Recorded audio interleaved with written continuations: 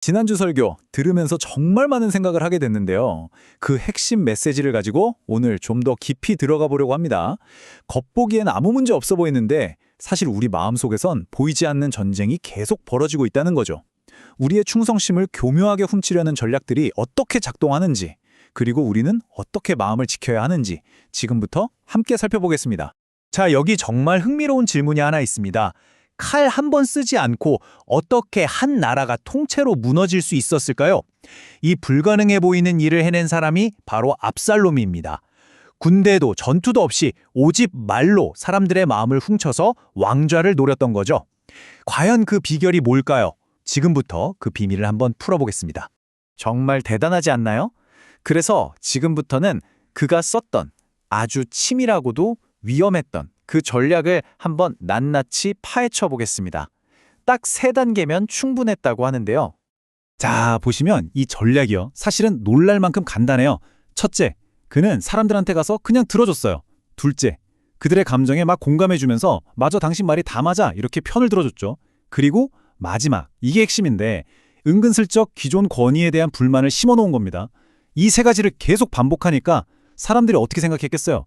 아, 이 사람만이 내 문제를 해결해 줄 수 있구나 하고 믿게 된 거죠. 이게 바로 권력을 장악하는 핵심이었던 겁니다. 그리고 그 결과는 정말 무서웠습니다. 성경은 딱 한 문장으로 정리해요. 압살롬이 이스라엘 사람의 마음을 훔쳤다. 여러분, 이건 그냥 권력 다툼이 아니었어요. 한 나라 전체의 신뢰와 애정이 통째로 도둑맞은 사건이었고 그 끝은 결국 끔찍한 내전으로 이어졌습니다.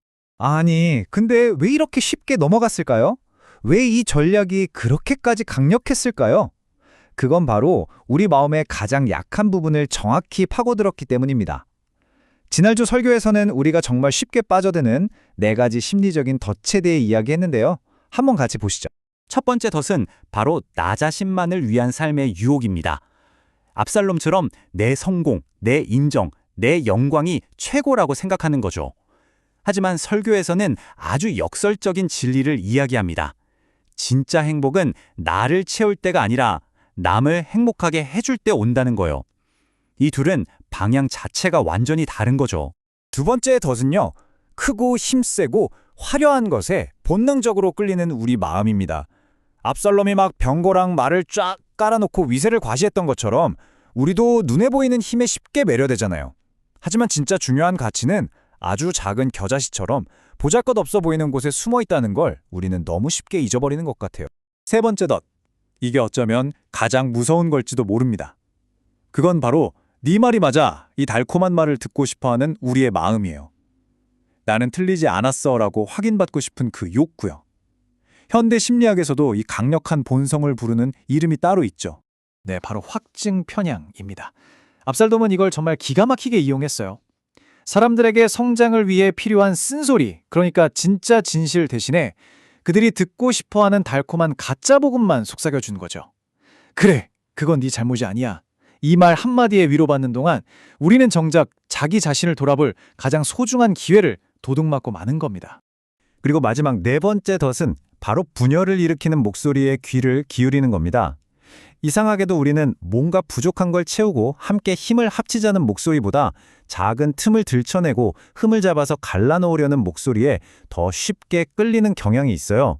물론 당시 다윗 왕에게도 부족한 점이 있었겠죠. 하지만 압살롬은 그 틈을 메우려고 한 게 아니라 오히려 더 깊게 파고들어서 공동체 전체를 무너뜨리려고 했던 겁니다. 자, 지금까지 우리 마음을 훔치는 4가지 덫을 살펴봤습니다. 이제 설교는 이 모든 세상의 논리를 완전히 뒤집어버리는 아주 강력한 반전 스토리를 우리에게 보여줍니다. 세상을 보는 렌즈를 아예 바꿔버리는 이야기죠. 이 질문 한번 보세요. 나사렛에서 무슨 선한 게 나올 수 있겠어? 이게 바로 우리 안에 깊이 박힌 편견을 보여주는 말입니다. 우리는 작고 초라하고 별 볼 일 없는 곳에서는 절대로 위대한 일이 일어날 수 없다고 지레짐작해버리죠. 자, 여기 2개의 완전히 다른 세상이 있습니다. 왼쪽은 세상이 쫓는 세상, 즉 힘과 영광, 인정의 세상이죠. 반면에 오른쪽은 하나님이 선택하신 세상, 작고 겸손하고 섬기는 세상입니다. 이건 그냥 스타일이 다른 게 아니에요. 이건 완전히 정반대의 가치체계 사이에서의 선택을 우리에게 보여주는 겁니다. 설교는 바로 이 점을 아주 강력하게 짚어줍니다. 인류를 구원할 그 위대한 계획이 어디서 시작됐나요? 세상의 중심인 예루살렘이 아니라 아무도 주목하지 않던 시골 마을 베들레헴이었습니다. 왕의 표적은 화려한 왕궁이 아니라 짐승의 밥그릇인 구유였고요. 구원자 자신도 머리 둘 곳 하나 없는 가난한 목수였습니다. 이처럼 가장 위대한 힘은요, 세상에 가장 무시하는 가장 낮은 곳에서부터 아주 의도적으로 시작됐습니다. 이건 우리가 힘이라고 믿는 모든 것에 대한 정면 도전인 셈이죠. 자, 그래서 결국 선택은 우리 몫입니다.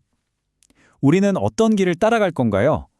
화려한 병거를 앞세운 압살롬의 길을 따라갈 건가요?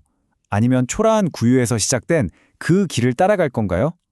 이 선택은 먼 옛날 이야기가 아니라 바로 오늘 우리 마음속에서 매일 벌어지는 싸움입니다. 우리는 스스로 생각하는 것보다 훨씬 더 쉽게 마음을 도둑맞을 수 있다는 걸 기억해야 합니다.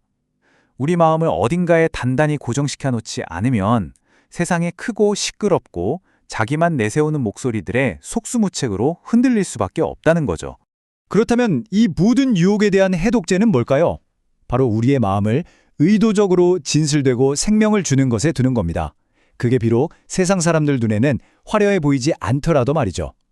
진짜 평안과 안정은 내가 뭘 이루고 얻어내느냐에 달린 게 아니라 내 마음과 시선을 어디에 고정하느냐에 달려 있다는 것. 이게 핵심입니다.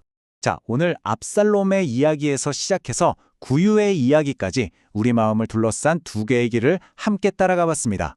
이제 이 오래된 이야기가 오늘을 살아가는 우리 각자에게 이렇게 묻고 있습니다. 오늘 당신의 마음을 훔쳐가는 것은 무엇입니까? 여러분의 마음은 지금 진정 어디에 머물고 있나요?